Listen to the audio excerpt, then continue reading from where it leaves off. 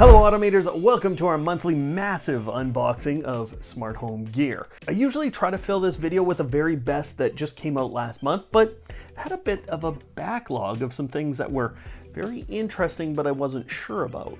So this month we did a lot of discovery. Some of these things are fantastic and others will disappoint you, but I promise with each one, you're gonna get the best insight I can provide so you can make the best decisions for your life. Plus, you're just gonna see some neat stuff. So let's roll up.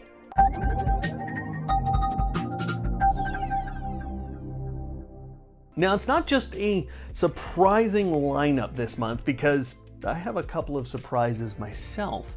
I'm gonna announce the winner of our giveaway from last month. Plus, I'm going to announce a new giveaway and I'll be taking one of our members' questions from last month and answering that today on the video and telling you how you can get your questions featured on our next video. This is a serious product. Oh, yeah, watch this. You didn't see that. Ready? Okay, there it is. It's time for some Google Nest Wi-Fi Pro. This is obviously the third generation, or what I would consider the third generation of Google Nest Wi-Fi solution. And I gotta say, I'm still fairly regularly using the Nest Wi-Fi. It's been a very capable system. It's not the fastest system, and that's not what Google's connectivity products have been about for a number of years. But what they are really good at is running a smart home.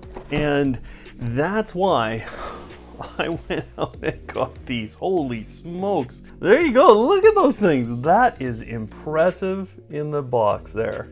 The sad story, as I get one of these absolute beasts out of the box, is while this is Wi-Fi 6E, it's AXE, I think it's 4200, it said. Yeah, 4200. That's a pretty good speed. It's not the fastest in the industry. The sad story here is there's no backwards compatibility. And I don't know what that's all about here. Everything's looking pretty typical Google here. Nothing too crazy. You know, I wish I would have bought a colored version, but I think they cost another 20 bucks. Oh, good thing I didn't throw this box. There's extra stuff in there. Yep. So what we get in the box is essentially 3 sets and a little manual. So we get 3 of these. They do have both an innie and an outie port. Now, the other thing you get is just the power adapter. This power adapter, it's a little bigger than some of the other Google ones, but fairly standard. One of my favorite things about Google packaging and Google cables and all these things are these little clips right here. They're actually fantastic. And I just wish Google would sell those for like a pack of 20 and then you get them for $5 or something. I would buy a lot of those actually for cable management. Not that they're watching this. They haven't sent anything. They haven't talked to me in years. So you get an Ethernet cable and then you get a couple of manuals. Well, this is like an FCC guidelines and this is let's get started. So the design itself is very reminiscent of the Nest Wi-Fi. The differences that have come in here, this is a pretty shiny exterior, and I think that's where maybe the colors would have been a better choice. You know, down here at the bottom, they've got this little reset button. That's normal. The bottom feels very much like the old Nest. The router had the 2 ports too, so the Nest Wi-Fi router had that, but the points did not have that. So that's the nice difference here. When you buy a 3-pack of these, they've all got the ports on them.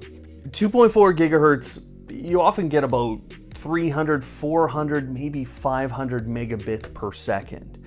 Then 5 gigahertz, and if you have a 6 gigahertz, is usually a split of the rest. So when it says AXE 4200, that doesn't mean 4200 megabits per second for anything you want.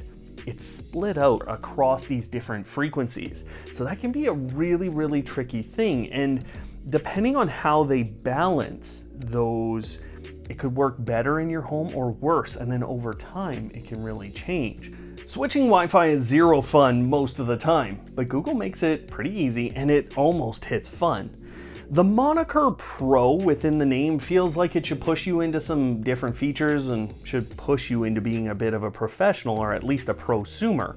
But this is exactly the same as Nest Wi-Fi and Google Wi-Fi before it in terms of your experience. Setup and general use, as well as adjusting settings, are all very easy to do. It's easy to find everything, and there are some mid-level network adjustments that you can make, like DNS addresses, port forwarding, reserving IP addresses, and then you'll be able to see all the statistics and performance of all your devices. It's pretty easy to manage your family too with the groups feature. Plus, it's easy to bring friends onto your Wi-Fi by using the guest network feature. You can pause and prioritize devices, and you can prioritize things like video conferencing. So from a family perspective, this is remarkably easy. More advanced network people will be missing things like separate SSIDs, or names for your 2.4, 5, and 6 gigahertz Wi-Fi networks. You have all three now with Nest Wi-Fi Pro, but they're all named the same and you can't control what your devices are connecting to. You can't set up things like VLANs, and any other sort of prosumer network person is going to feel like they're missing a little bit. But where Google lacks in control, they gain in ease. This system manages itself and its performance is stable, reliable, and consistent. Because I don't have an internet connection that exceeds the 1 gigabit per second ports on the back of these, the performance was consistent whether or not I used a wired connection between the mesh points or whether I just used the wireless backhaul. It didn't matter if I wired things in through a switch. It didn't matter whether I was connected through Wi-Fi. Nothing mattered. I saw the same performance constantly. The only time I saw a real degradation in speed was if I used 2.4 gigahertz Wi-Fi, which didn't happen very often because the broadcast range of these is very good. Nest Wi-Fi Pro held on to every device I threw at it, and I added 25 different devices to my network over the span of 2 days to really push this thing. I got it up to 100 devices, but nothing changed. Everything was rock solid, and I'm excited to continue to have this in my home as it gets Matter and Thread features that were promised some time ago. The one comparison I'll make that I do miss a little bit is the voice assistant from Google being on board, because I had that on the Nest Wi-Fi access points. And while my speed has nearly doubled in my home, I am missing that little bit of voice control for a few things. So my discovery is that Google still has it when it comes to Wi-Fi. This is still the best consumer level Wi-Fi system, and despite the name Pro, it's not a Pro solution, but it is a time saver, and that's my favorite. Links are below. This one's a go for me. This is a lineup of switches from AOTech. These are all S2 Z-Wave Plus switches. Here's the Illumino, it's the dimmer switch. Here's the Illumino switch, and here's the Illumino Wall Mount 7. Because they are Z-Wave, they're going to work with a number of hubs. Let's see what we get in each of these boxes. See if there's any differences. There will be some. And then let's talk about what they're going to work with. Here's what you get with the Illumino switch. There's not a lot in here.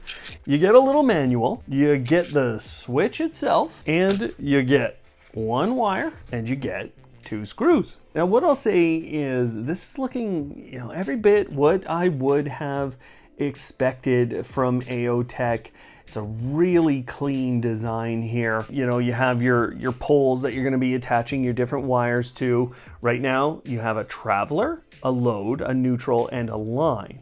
Now on the device, and this is one of the things that I really like with smart switches in general, is that's a press. It's a press on, it's a press off, but it's snapping back. The switch is snapping back. So it's not gonna take off the power off of whatever you have attached to this switch, or not fully. Let's get into the dimmer switch and see if we have anything different. Within the dimmer switch, you get exactly the same stuff. In fact, I'm not sure there is a difference here, save for this little spot down here. I don't know if that is being used as the dimmer component? Like, do you just press that? I think the dimming component is just going to be hold and have the lights dim as you go. So really, it's the same thing. Physically, there's no difference. You have the grounds up here, you have all the different poles.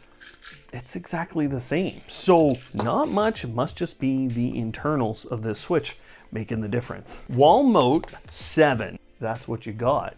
So this is a battery powered, it's not mains. We can pop it open here, and this will act as, you know, if you want a second switch in an area. Obviously, with it being a Z-Wave switch in general, there's lots of different things you could be doing with this. Here's everything you get in the box with the wall mount 7. Now, I think this is the most interesting in the series. Not that there's going to be anything wrong with some good Z-Wave smart switches. You get this little tool. This is actually for opening the compartment. I use my giant knife. You get a couple of screws for actually screwing into your wall. And then these, I think, are gonna affix 2 plates together. That's what I think these tiny ones are there for. So then you get, here's your wall plate set. They look to me like they're gonna fit in between this third one. And this is a magnetic plate. You can see the 2 magnets on it. And I think that's gonna fit in the back. I gotta get that right there. And then it looks very, very clean. There's no edges or anything. Nothing looks wrong there. And then this third plate is gonna come in the back, and you're gonna snap that all into place once you have it situated on your wall. So that's the first one that's gonna go on the wall. And then the 3 of those are gonna fit together. Okay, and then what we're getting is the actual wall mount itself. We have 2 batteries in it. So there you go, there's the button. It's Z-Wave, it's battery powered. It should almost last forever.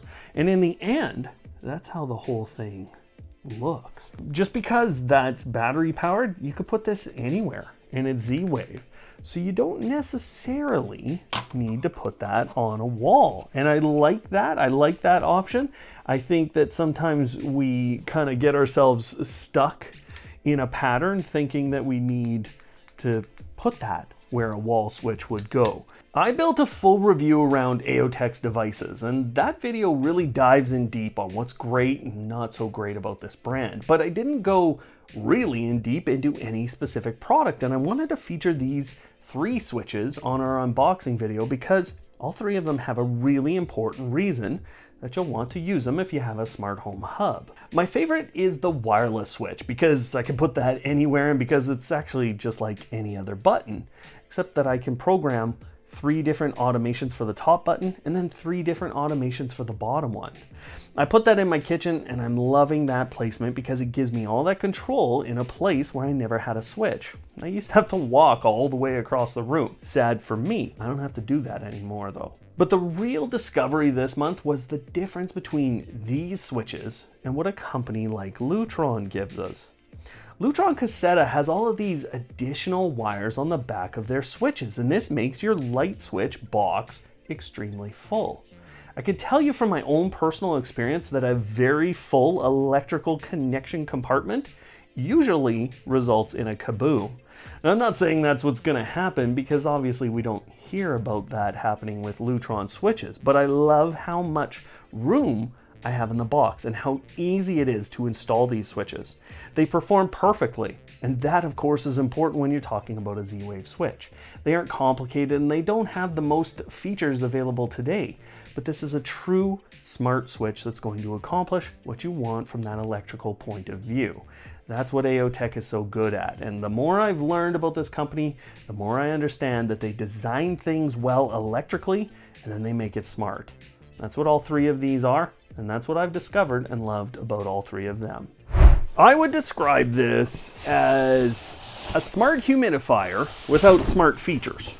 We as automators, we consider smart features to mean connected. What I like as a definition is when something saves us time. So I accepted this clearly space age humidifier because it has some actual smart features about it that will save you time. This is Air Dog on the front. That's the only branding. I love the look of this. Yes, it's a piece of plastic, but I mean, I love the look of that. It's down here on the bottom. You can see that's your tank. That's where you're placing the water. There's a little connector here that is, as far as I can tell, part of this, and that's probably pulling the water up through that, in through the filter, and then out into the air. Now, this filter, not only is it washable, but what's really important here is that you shut this thing off, it's gonna go through a sterilization process to make sure that mold and bacteria aren't gonna grow on that. And you know, that's an Achilles heel of lots of these. The tanks get gross, everything gets gross, right? And then, you know, if it runs out of water, it's actually gonna dry out this filter as well. So it's really taking care of the filter and the system and trying to make sure that everything is very clean. There's a little power connector down here. And let's get it started. I thought it'd be neat to just kind of understand this device. It's a little different than I think most of us would expect. That's just your on and off. You get a little prompt, and we're in auto mode, so you can see the little A there. Now that's 20% volume still in the tank. That's what that's showing you. 20 degrees Celsius is the temperature of the water that I put into Air Dog, and then 82% relative humidity. You can tell it's pretty humid around these parts right now. I just hit that little button, and that's taken me to level 1. So that's taken me out of auto because this has a goal of 60% relative humidity. So no matter what you do, that's the goal of this product. So I've taken it to L2. Here's L3. You can hear it ramping up. Here's L4. And here's sleep mode. And I think sleep mode is kind of important. No real lights on the display. You get this little circle, but honestly, it's so dim. I had to turn off all the lights. Now the next thing is a purification of the filter.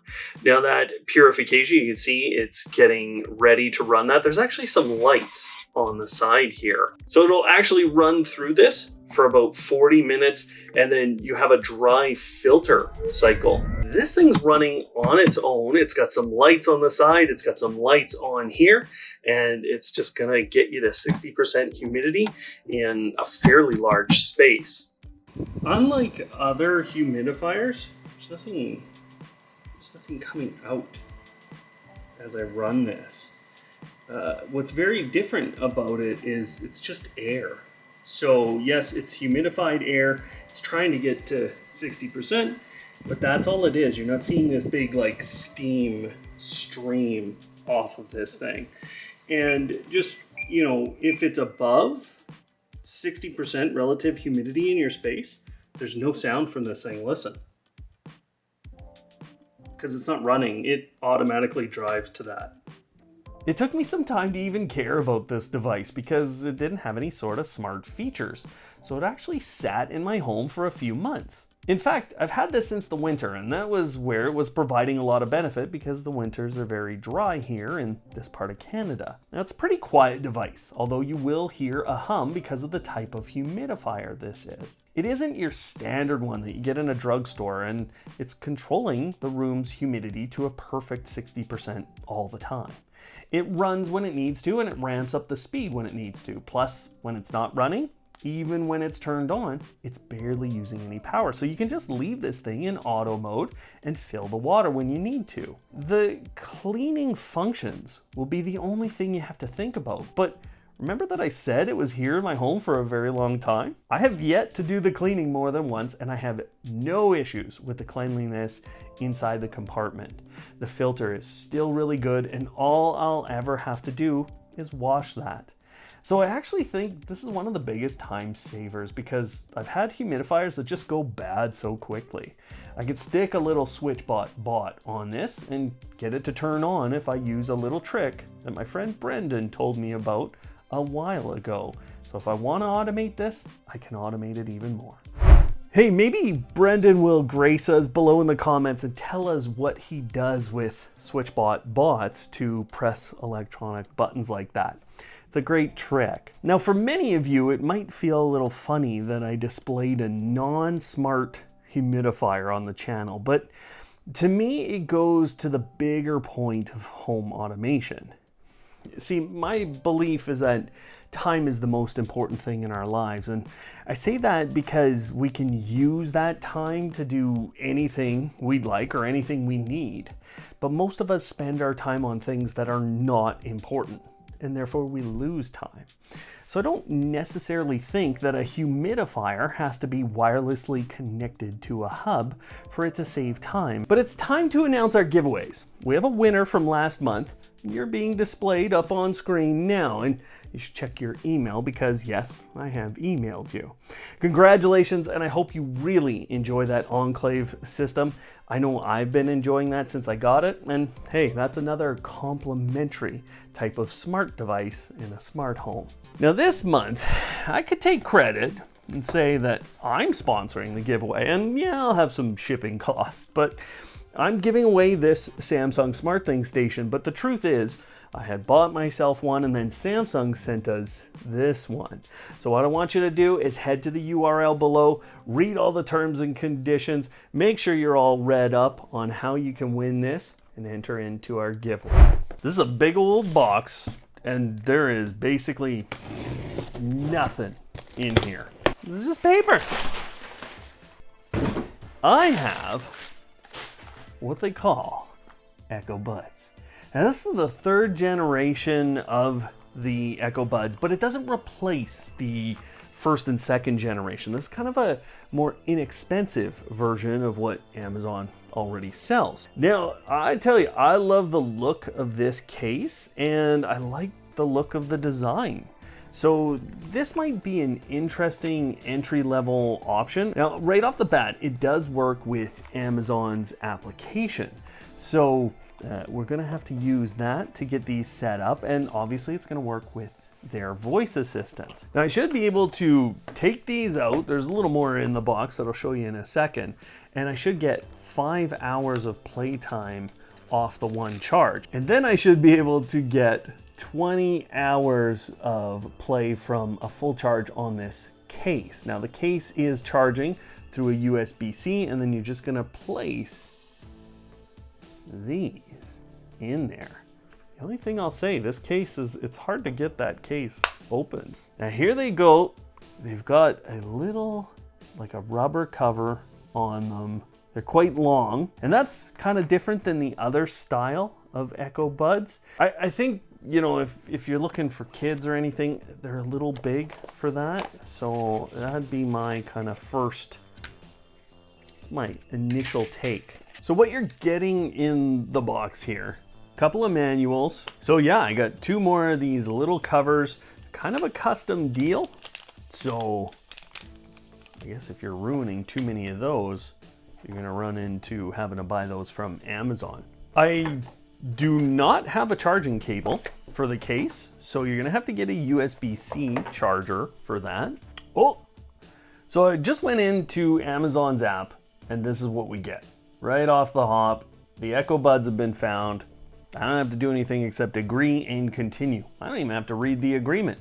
I should probably read the agreement, but I'm not. Connecting, just a moment, and there's now a pairing request on my phone. So I'm gonna hit pair and connect. Yeah, sure. One of the things that a lot of people worry about is how are these gonna fit? So right here, find the optimal fit. Now your only choice is to remove those little silicone, they're silicone covers on them. That's gonna give you a little more space, but that's it. So I can tap once to quickly play or pause music or podcast, and then skip to the next track with a double tap. And I get a little bing every time I do it. Now they're asking, what do I want to use these for? So this is an interesting question. What they're gonna basically take me through is, okay, if I'm using entertainment or I'm gonna use these for music, which, I mean, what else do you do with earbuds? Oh, you do calling, and you might also use them as a map function. I think for the most part, I'm gonna just use entertainment. I might use them for some calls. So now, as I've selected calling, it's now giving me the option to select hands-free messaging as well. So I'm just gonna enable all this stuff. Yeah, maps, find my buds. Yeah, I want you to find my buds. Map provider, yeah. So I've selected them all. I've selected everything I can. We're gonna go through the whole process. You also get equalizer controls, and you get some tap controls that you can modify. So if you'd like the right or the left to do different things, a single tap, well, I can change the right to be next track, or I can disable that tap. So you don't have to have the touch controls. If one of them is frustrating you, I think that's a really great addition to the settings. I'm just trying to get into the Find My part of the app, and so far, that's what I have. I have a whole blank page. Okay, there, it came up. Yep, it knows exactly where I am. I can get directions, and what's really interesting is that it's actually showing a different location for the left and the right. So you'll actually be able to have a look at those if they're in different places. You're going to be able to find them. Initially, when I saw the Echo Buds, I thought this was a bit of an odd product for Amazon to put out, but these are inexpensive, and so if the features and the quality are good, this might be a great option. So as I started to use them in my daily routine, initially I thought, well, okay, I've got to really push these things into my ear, but actually they're intended to just kind of sit there and not be deep into your ear's canal. That makes them really comfortable, and it also means they won't fall out if you just use them the right way. So that actually took me a couple of days to figure out, but once I did, these sat perfectly and they've worked perfectly. They stay connected Bluetooth wise, and you're not going to believe what you can do from a Bluetooth perspective. From a smart home perspective, these are some of the most powerful earbuds out there today, and I'm going to show you just what I mean by that right now. This is a pretty wild thing going on with my Echo Buds. So I have this song, it's playing in my ears. I'm going right now. I can move forward if I'd like with the buds themselves. Okay, so now I'm gonna hit pause, and now over here on my Pixel, I'm gonna hit play. It's playing. Totally different. Okay, I'm just gonna move that down. Now you can watch. I'm gonna control it. There you go. I don't know what's going on. So you know, YouTube's gonna mess with me a little bit, YouTube Music, but here's another example. So I'm going to hold the earbud, and now I've brought up the Google Assistant over here. Okay, I'm going to pause it, and now I'm going to play here, and I'm holding the earbud, and look who I just brought up. That is unbelievable functionality. It gets one better too. So here's my Fire TV Cube. So I just connected, and it's showing right up there. So it's now in my earbuds, perfectly timed. I got no problems here. And all I had to do for this one was just tap on that right there. The really funny thing is I only had to tap on that because I had more than 2 devices paired. So if I only had 2 devices paired, this has been automatically switching between these two as I start playing content. So just gonna pause this, hit home. Okay, we're done there. I'm gonna go to my phone. Back, play. It's playing in my earbuds. Unbelievable features from Amazon. So if it's not clear to you, I can control my smart home with 3 different voice assistants depending on the phone I have and the one I've set as default. And I can switch between Bluetooth connections on 2 phones or a phone and a Fire television. The switching between is incredibly seamless, and it's just based on what's playing and what's not, and I haven't found it making any mistakes. Plus, the sound is really good. I have equalizer control inside of Amazon's app. I haven't sat here and wanted a better earbud in terms of quality. As soon as I got the earbuds, I made a call to my friend Brett. The side tone feature is really nice, and I like the VIP filter feature for making sure that I'm only getting notifications from the folks that I'd like. Plus, the customization of the tap controls is really powerful and really good, and the tap controls are extremely responsive. My only real concern about the device is that the Find My feature is not super powerful, and that's because it's not going to work if you've closed the earbuds into the case. Now, the case itself is really nice. It's a little hard to open the lid, but inside it looks great, outside it looks great. I'm not really making any scratches or anything as I use this on a daily basis, so I've been nothing but impressed with the strong battery life, the strong performance, and some pretty incredible smart home features with the Echo Buds. This one is a complete buy to me if you're looking for a budget set of earbuds. Oh, I tell ya, it's hot in here, and it's hot outside. It's getting hot everywhere. So I got me a fan from my friends Drio. Now, if you didn't know, last year I got a air purifier from this company, and I was very, very impressed with that product. So I've been excited to talk to these guys a few times. Their app design is actually pretty good. You know, I was expecting like a little fan. I mean, I am blown away with how this thing looks, but you know, you're getting a couple of things. You're getting a user manual, and I think this is gonna be both a remote and an adapter. You know why I think that? Because it says it. That's a pretty serious adapter right there. Like, we're not fooling around. This is a 24 volt, and it's got to deal with 2 amps at that 24 volt.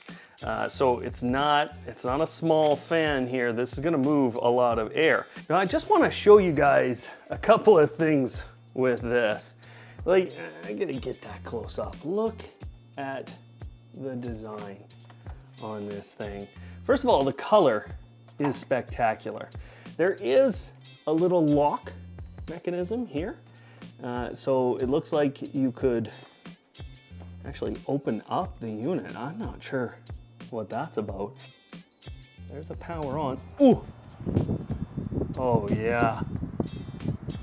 Oh. Shut the front door. There is vertical and horizontal oscillation. Stuff's flying around my house. We're on level 7 too. So, oh, these guys are fun. That's unbelievable. Look at where it's going. It's like way up. What is going on? Normal or auto, and then 3 seconds for turbo. Oh, it's counting down on the stand. Here it goes. We're in turbo. We're in turbo. We're oscillating vertically and horizontally. This is wild. Oh yeah. Now, you saw my reaction when I opened up the box and saw this fan.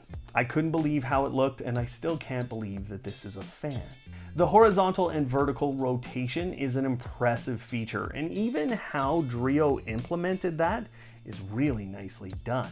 It just smoothly moves along, and it does both seamlessly together. But those features, along with the many other features you'll see on the buttons, expand greatly when you do connect this to Drio's app.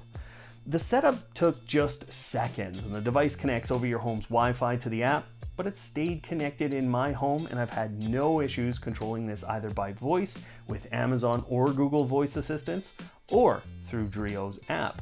In fact, response is immediate through the app. And speaking of those voice assistants, you get this incredible array of commands with this fan. You can change through all the different modes. You can turn on and off things like the vertical and horizontal oscillation. But there is a pretty impressive control interface in the app itself. You can go between all the different modes, and for example, there's a natural mode that adjusts the fan speed up and down a little to give it a more outdoor type of feel. There's a manual mode where you can adjust the fan speed, and a sleep mode that takes it down to almost no sound. But the auto mode is really interesting because there's an onboard temperature sensor, and that sensor allows you to set up different fan speeds based on the temperature in your space. At that point, the fan would just come on and blow at that speed. Now, Drio created a version of this for air conditioning units where you just sit this somewhere in front of the air conditioning and it would blow that cool air around your room based on how cool it is in the room. But I've enjoyed it because when the temperature gets really high, I've set it to increase the fan speed and to cool me off more. I can adjust where it's blowing in the app, or I can adjust it physically. Plus, I can adjust the oscillation distance and get it exactly calibrated how I want it. I've used that feature to stop it from blowing away papers in part of my room, but still having it move around. Simply put, I was blown away by this fan. It's truly a smarter implementation of what is otherwise a very simple device. That is the Falcon S, and it's a smart fan.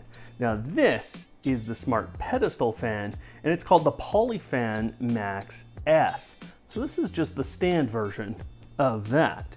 Weird, wild components in here. Now, I gotta tell you, that Falcon, that was something. Here we go. Pull that out of there. Quick start guide. That's nice. Okay. Nice base. Lots of room underneath. I can tell we will be feeding a cable through there. Now this is plastic, but this is heavy. That is serious stuff. Oh, there's my nice little remote. This is a IR remote. And this is my battery tab. So as soon as I pull that out, this is ready to go. Yeah, we get this that thing. And now I feel like we're in. No, oh, I lifted that, and I was ready. But that's actually not very heavy. This is nice. Ooh, you know, when I opened the Falcon, I went, wow. And I am, again, going, wow. Now this, like the handle here, it's like a leather? And I think it actually is. Is it? No, it's plastic. I think it's plastic. Okay, I had to grab everything out of the box here. So we've got the big main stand, which I'm gonna get to in a second. Here's the base. We have an adapter. We have a little, well, this is a heck of an Allen key and screwdriver. Then we have a bolt and a washer, screwdriver, like tiny screwdriver. I don't know what that one's for. And then we've got the IR-based remote, and we've got the user manual. There's also a quick guide available. So that's where these two are going. I can hold that, set it down, and we can basically build this thing in about 3 seconds. Here's what I'm really interested to see with this one. Ready? Yep. So this will work with both my Drio fans. That is lovely. There's a few things that I didn't expect here. Now, you're supposed to carry it from there, by the way. This is an adjustment collar, they call it. 6-inch difference. That actually doesn't make it that tall. I thought it would be a little taller. But the other thing I didn't realize was this is where that goes. Now, I don't love that we're in the middle of the fan. I wish it had kind of come through here. And that's the only real thing that I would say design-wise I'm not in love with.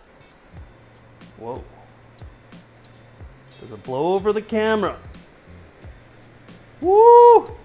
Wow.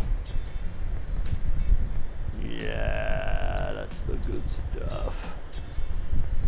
We have a full review of these fans, but honestly, they're fantastic. I've been nothing but impressed with these, and everyone I've shown them to has absolutely loved them. First off, these are strong and well-built fans. They are quiet, stable, and powerful. Over the last 3 months, I have seen zero change in how they perform, and that's just from the physical standpoint. From a connectivity standpoint, these work extremely well with the voice assistants because of all the different commands you can use to control them. They don't work with traditional smart home hubs, and I have seen some options for putting them through the Hub's home bridge, but I think most people will be happy with the onboard automation features and a little voice control. That's because they have a remote, and the app is highly responsive, and there are physical controls on both of these fans. Plus, you're pretty much not going to have to interact with them because you can turn them on through scheduling in their app, or you can use the very best feature. If it's too hot in your home, like it is in most homes right now, the onboard temperature sensor can cause the fans to turn on and to a specific speed. As the temperature adjusts in your home, Drio's fans will adjust their speed based on your preferences.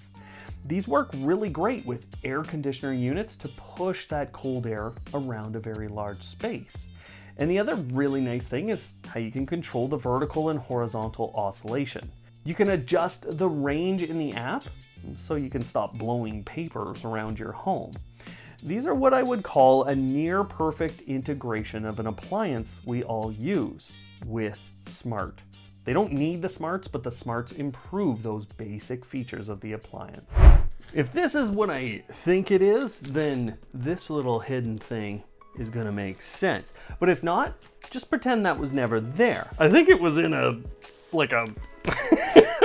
rainstorm or something.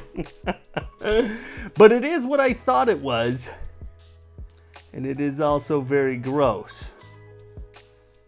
Aqara, something happened on the way. Guys, like this is... Okay, we're just gonna... I had to rip the box. This is the box. That's a funny one. I have never seen something like this. Let's get a little more serious here. This is a thread and a matter sensor. Aqara has plans to release a new hub called the M3 in 2024. That's the first I've heard of it, and it came out with this release on their press release. Now, I'll tell you, this is looking a little bigger than we've had from them in the past. It's also looking a little wetter than we've had from them in the past. Just physically on this device, you have a little button on the front. I imagine we're going to put that to good use. The battery inside here is a CR123A. So that's a little bit of a different battery, but I've got that on a few other devices, and I should be able to just, let's turn that around so you can see it. I should be able to pull it out, but I think sometimes it's tough to pull out, guys. The sensor's got a blue light on it. There we go. That's very familiar to Aqara's. It's ready to now pair with a hub. Okay, and because this is thread, it's going to require a border router. I'm a long ways away. These are strong magnets. So I'm thinking we're gonna, man, that might be the strongest I've ever seen. Which, by the way, I brought the Zigbee version. That's what was hiding behind this coffee cup. So we're gonna compare the two. The difference between these two is how they communicate. It's not really a big difference. This is thread and matter, and this is Zigbee. Now, we're gonna get a few more accessories in this box because it's a bit of an older product, but there's nothing wrong with going out and getting this. And I'm kind of building towards a full door and window sensor comparison video. So I asked Aqara to send both of these. when they sent this one. Oh, here it is. And this is what I mean by this is a different size. So here's the Zigbee version, and here is the Thread version. This is, it's double. It's double, and I would say it's just as wide. It actually is just as wide this way. So this is Zigbee, and it is, you know, this whole series of products, they're very, very small. You're not gonna notice them. There, I just pulled the battery tab out. These are coin batteries, and there's a little button on the top, and that's your way into the device as well. So I can hit that button, and now I've got a little flashing light. See, my little light has gone solid. So I'm wondering if this has somehow paired. So with these two things, let's get them set up. Let's see if this is already connected to something in my home, and I'll give you the comparison between Aqara's two door and window sensors. Aqara has been coming out with a ton of great devices, and their new Thread P2 sensor is an example of a great, well-timed product, except for one thing that I'll explain later. I was able to use this with a number of Thread border routers in my home, including the Apple HomePod and my SmartThings hubs. I was able to bring these into Amazon and Google too, as Amazon now has Thread on their 4th generation Echo. But this is where the power of Matter starts to become apparent. Now, the big benefit is all 4 of those systems responded really quickly, with Google being the slowest to respond to a change in status. All 4 of those systems responded, and you're able to automate with them all. But what's funny about Aqara today and with how they've built their system is that you can actually buy the older Zigbee sensor and get a lot of the same things. The response is just as quick in my home, or it's at least not noticeable. That Zigbee sensor is smaller, and it's been a great design for a number of years. The difference with that one is that you will struggle to get it into more traditional systems like SmartThings or Habitat, whereas eventually that Matter over Thread component of the P2 will mean that you'll be able to get that into just about any system in a year. So today, those two sensors do the same thing, and you probably won't see a lot of reason to go with a much larger P2, but there are 2 things that I think are really important to note. The P2 has an extremely strong magnet. In fact, it's been so strong that it has pulled one of the magnets from another door sensor that's close by. This allows you quite a bit of flexibility in terms of the distance that you place the 2 components. It meant I could really fine-tune the placement of both components in order to know exactly when the door was opened, even just a crack. I didn't have to wait for the door to open a long ways to get that status back, and you just won't find this ability to play with positioning as much with the older generation. The other thing that I think is really important is just how long that battery will last, with a possibility of up to 5 years coming on the P2, and I've seen the other sensor last about a year at a maximum. So I think there's enough reason to buy the new P2 over many of the older Zigbee sensors that you'll be looking at today, but that's gonna depend on how you're building out your own home. Now let me tell you about that funny thing that happened with Matter and Thread, and why that specific sensor kind of showed some of the power that we've been promised with Matter. Don't get me wrong, I had a very painful pairing process when it came to SmartThings, and that team still has work to do. But once I got past that, the real genius of Thread with Matter showed up. With a recent update in the Thread standard, lots of our Thread border routers around our home have made a single network. Even if it's not a single network, which is still the case with a few of them, the Matter standard is now allowing you to not have a border router in the native application that you're trying to connect a device to. What I mean by this is that I did not have an Echo 4th generation plugged in when I attached this sensor from Aqara into Amazon's application. It actually used the other border routers around my home, and in this case I only had Samsung's V3 and AOTech hubs and my Apple HomePod and HomePod minis. So it was using those, using Matter and Thread. Google did the same thing because I didn't have any of my Nest hubs plugged in, nor my Nest Wi-Fi, because I have the new Nest Wi-Fi Pro plugged in, and they're not using their Thread border router yet. This is the first sign that I've seen of companies actually allowing the exchange of information and device information through their hardware, but not their cloud services. It's not leaving your home. These are all great things. And if you're struggling to understand what I'm saying technically, just hear that any Matter border router is going to be able to serve probably your entire home, no matter what app you use to control Matter over Thread devices. This one's a day late, but we gotta get right into it because this is a big one. It's a Pixel tablet and it has a dock. I felt like Bob Barker there. Now, I bought the 128 gigabyte model of the Pixel tablet. It comes with its own charging speaker dot, and what this is trying to do is bridge the gap between tablet and the smart home. Now, it comes with the Google Assistant on board, as all Pixel products do. The Google Assistant is that reach into the smart home space, but it's also really intended to be a multimedia consumption device. So that's what we're buying here. It's not necessarily a replacement for the Nest Hub or the Nest Hub Max. Okay, I gotta try it. Now, I kind of just threw it at it there. It's on there. Now, the cable, I mean, I really like what Google does with cables. I know it's a minor detail, but like, this thing feels nice. It's like, I could just run my fingers across this. Copy apps and data. Now, that's one of the best things about the whole Google system. So I've got a Google Pixel. It's a 5A. It's old now. And I was actually just talking with Brett yesterday, and he was kind of going, why you got such an old phone? I heard it in his voice. I heard it in your voice, Brett.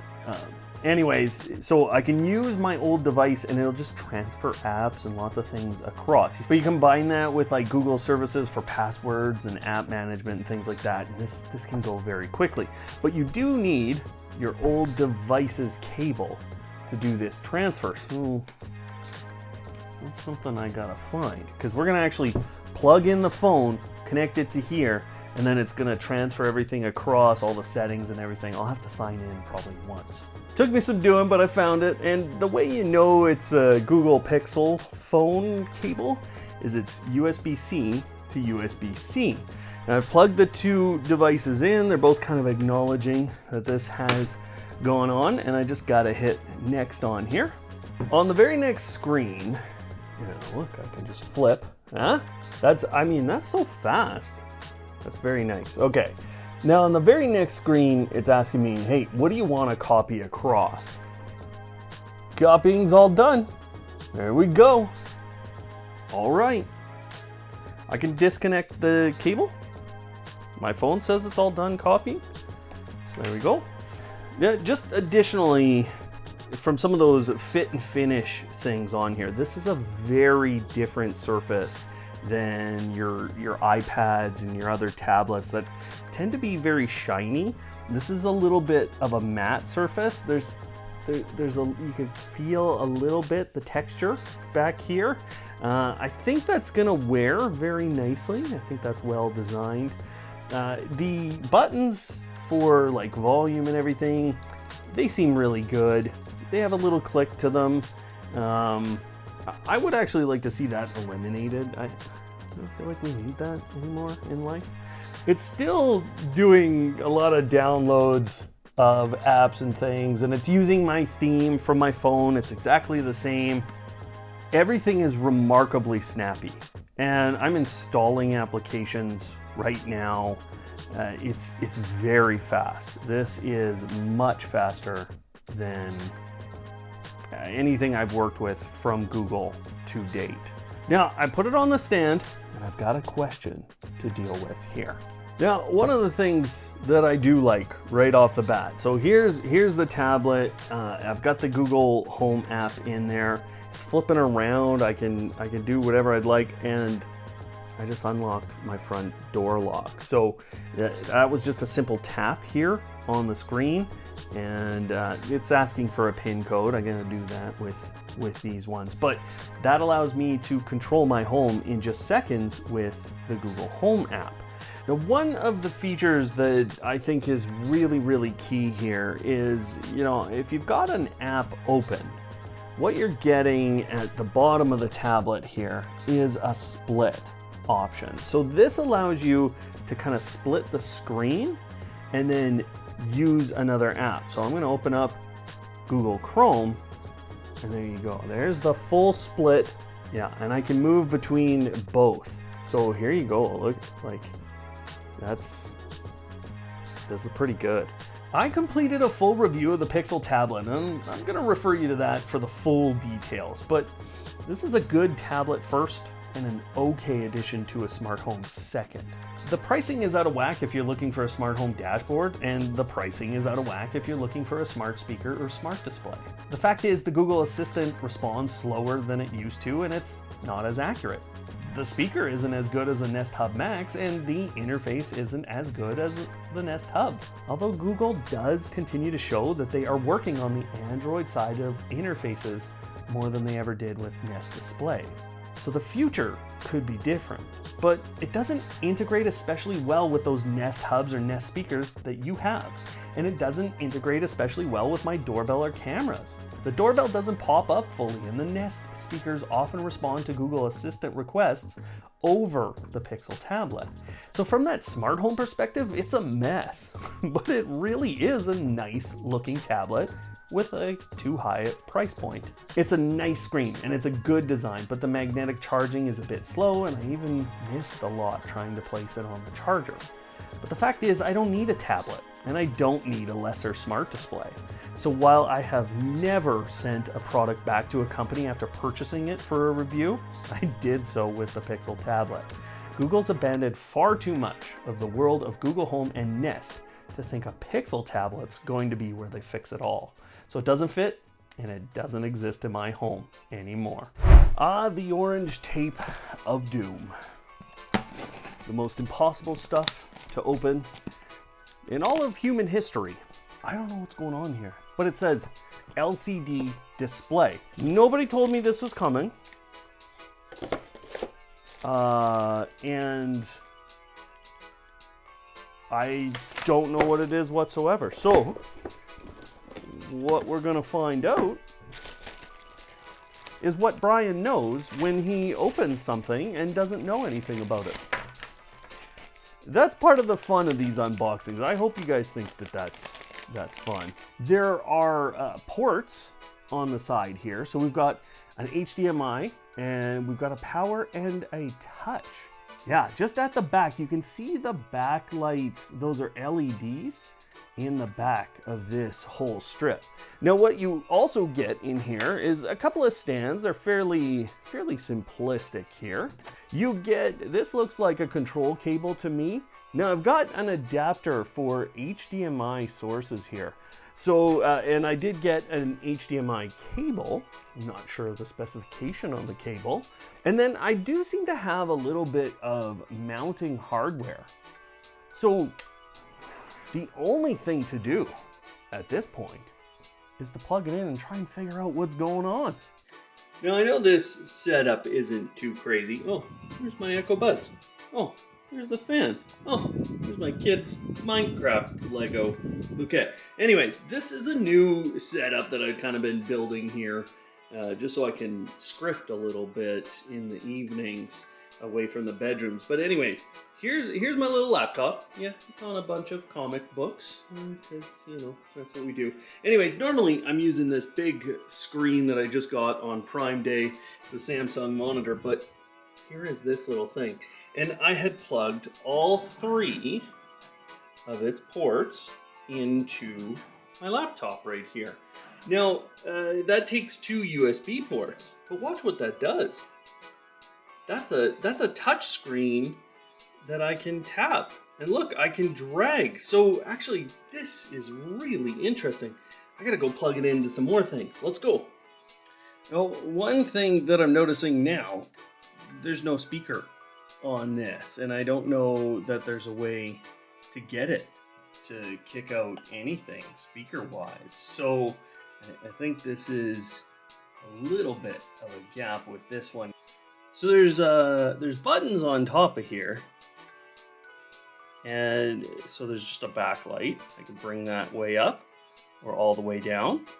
And then this next one is the RGB lighting. But then this one, you can go left or right, and you're actually switching between modes. And the modes are pretty wild, actually.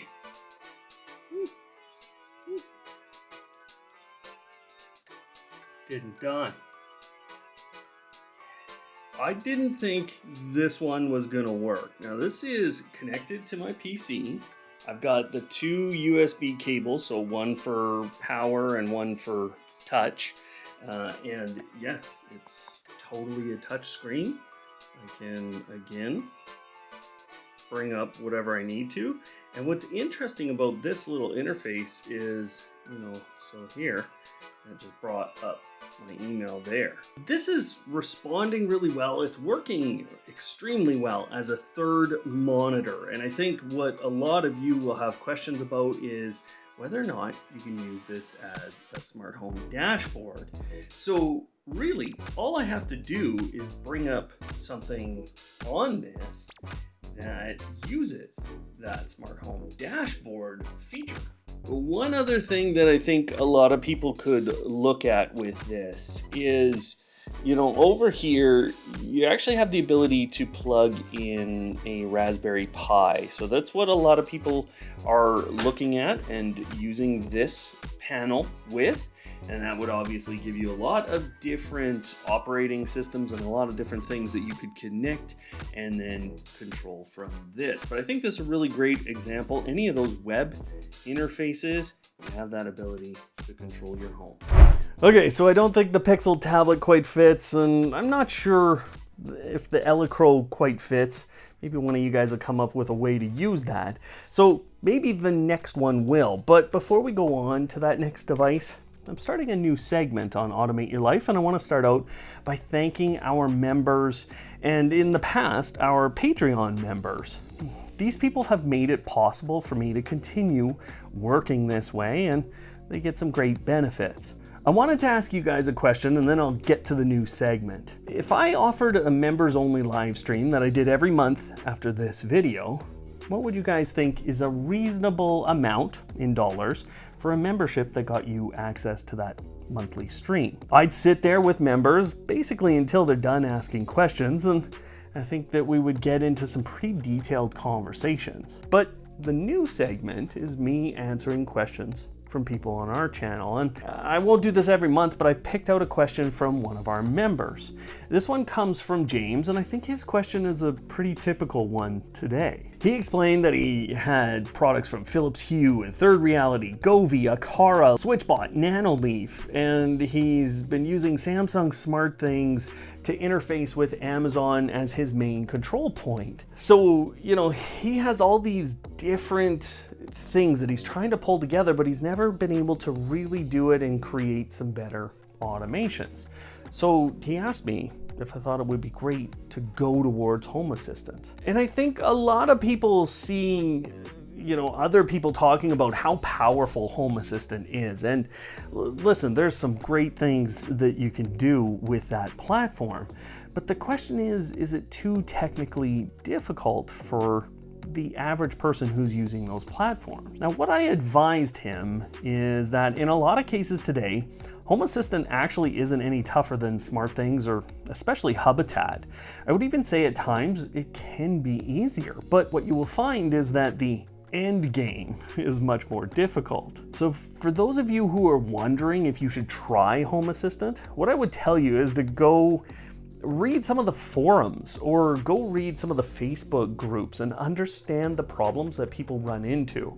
If you're a non-technical person, you're gonna run away immediately when you see the kinds of problems that come up. It's still very technical to manage a home that is built on Home Assistant because it is such a configurable system. 99 out of 100 days, you're gonna be just fine. But on that 100th day, when something hits the fan, you're gonna need that technical know-how, or at least a good friend who really knows what they're doing with that system to dig you out of trouble. And for those of you who wanna rely on certain aspects of your smart home, I don't think a system like that stretches beyond your technical means is something that you should rely on. I get that there are other systems that have problems and have outages even, but those outages are being worked on by hundreds and sometimes thousands of people to bring them back online so that you don't have to figure it out yourself. Now, a good path for people who want to get into that kind of a system, I think it's to run things side by side and slowly build up your knowledge, understanding that at some point you might just lose your whole Home Assistant instance, which has happened to me, by the way. So this is coming from a bit of experience, and I hope that you guys enter into that very technical system in a careful or a thoughtful way. And that's what I told James. He decided to do something different. He decided he'd just kind of stick with it, because I do think in a lot of cases, systems like this are going to bring us most of what we need in the very near future. For those of you who want to have your question featured on our channel, it's going to help if you're a member, and it'll also help if you go to enter into that giveaway that we talked about earlier in today's video, because you can submit a question there to me. Otherwise, let's move on to that third smart display that you might want to bring in. Oh, it's the Amazon Echo Show 5. Let's get right in. Okay, we're starting off. There it is. Oh, the packaging's quite different. But here comes the big reveal. Oh, actually, that's quite different. I did not expect what was going on here. Now, I'm just gonna go right off the top of the device. Let's unplug that bad boy. Here we are. We have a flush screen. This looks like the Google Nest Hub as far as I'm concerned. That screen is exactly the same. They've taken design elements from the Google Nest Hub too. You can see the edge is really seamless. And there's also all these rounded corners around the top, the bottom, the sides. And then when you get to the back, it gets even more pronounced. So here's just, it's rounded all the way around. It's more like a cone. It's almost a half moon. Look, it's almost this. From a look and feel, I totally prefer this. It's not even close. And you know, from a spec standpoint, I didn't feel like we were getting much here. This didn't feel like much of an upgrade, but now that I have this in my hand, it's completely different. As with all of your Amazon Echo devices, you get a couple of information packets and you get a power supply. Now, actually, this power supply is different than the Echo Show 2nd generation. I didn't expect that either. This is a 22 watt power supply. We're getting the device ready, and now we're doing an update. I mean, I pressed, next about 10 times on this device and really didn't have to input much more than a couple of the passwords. Now, she said she's back and I have to continue, but really, this should be quite simple. I have to pick which room this is going in. Now, an Echo Show 5, I think in general is gonna fit in a bedroom space the best. And one of the reasons I think it's okay to do that is there is a mute or a camera cover, and it's physical. And I think that's a really important aspect of any camera being in your home, period. You have to have a physical shutter that you can close anytime. The next thing is called Amazon Sidewalk, and this is showing up on pretty much all the devices at this point. You're just really giving yourself an opportunity to have your smart home devices still communicate with you, even if the internet's not working in your home. You can broadcast a message on all of your devices, like an intercom. I won't actually send out this announcement, but try saying, "Announce dinner's ready."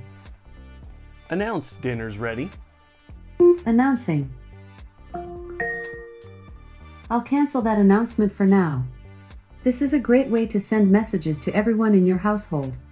The Echo Show 5 has, and probably always will be, the most popular smart display that Amazon has made.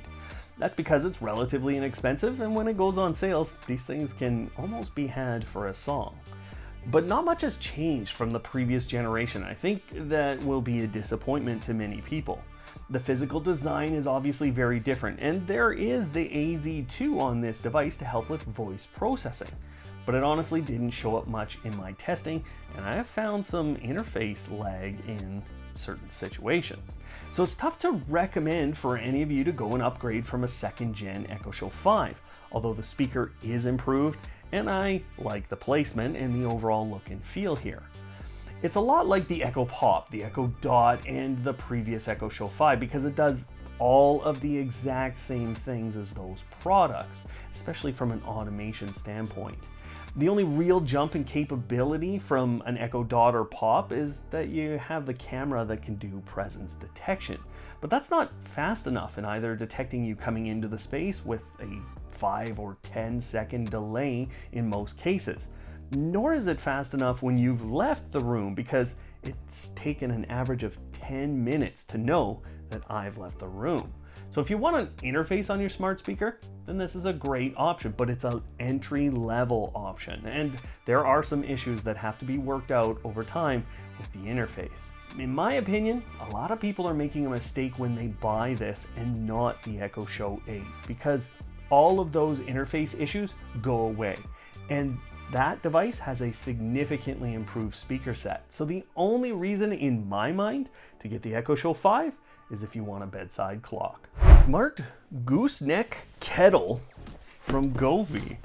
Now this is interesting because Govee, we kind of think of Govee as that lighting company, and that's not what they're trending towards. Actually, they're trending to quite a well-rounded smart home company. Now, this has some interesting features on it, and I just bought myself a new coffee maker. I don't know if you guys follow me on Twitter, but yeah, our coffee maker died. So me and my kid, we ripped that thing apart, but I had to replace it. Why I'm telling you the story about the coffee maker is because I got an espresso. And a lot of theirs, they're just like little espresso. You only get this much coffee. So you often need to add a little bit of water. And my current kettle is certainly not smart.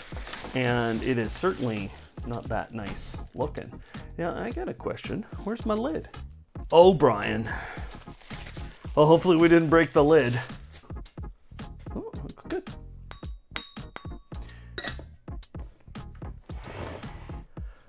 Gooseneck kettle. Well, there you go. That's your gooseneck.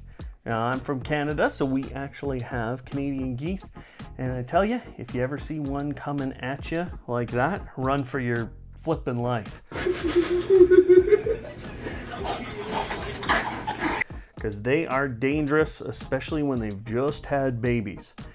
Otherwise, it seems fairly well constructed. I don't know how well insulated that is sitting here with you, but I gotta assume it's pretty good. There's quite a few settings on the plate here. There's a hold, which I assume means you can hold a temperature, and I did notice that this was customizable for the temperature that you wanted to kind of hold. I'm noticing, okay, green tea, oolong tea, coffee, the better drink. How many English people did I just make mad? Now listen, my family's English. I'm just playing with you. It's okay. There's a DIY mode. Now that I'm betting is coming from the app. You're gonna set your own settings and there is a hold. Now I just pulled it off and it shut off. It's instant response. Oh, I'm gonna get, yeah, sorry. New devices join the Google Home app, so we'll have to see what kind of control we get there. Govee's little gooseneck smart kettle is impressive, and I've been surprised at how much I've used it. In fact, I've enjoyed this so much that my other kettle went the way of the dodo. That's right, it's all about the birds today. It seems to be fast as a hummingbird at heating up water when compared to my other kettle. I also really enjoy how it pours, and it's very easy to keep clean. It's like it's preening itself every morning. It looks really nice and the control buttons light up big and bright, so I know what to press. But I don't press the buttons very often, and I actually do use the smart features.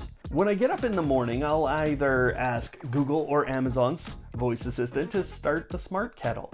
That way my water is at the perfect temperature for espressos. I can also use those voice assistants to change between modes. There are a number of pre-made modes or settings that change the temperature that your water comes out at when you turn on the kettle, and I can actually use voice assistants to change between those settings. Of course, you can change everything by app, and I think in a lot of cases, you'll do some initial configuration of the different settings and modes you'd like, and then from there, you will probably use very basic automations to turn this on or off.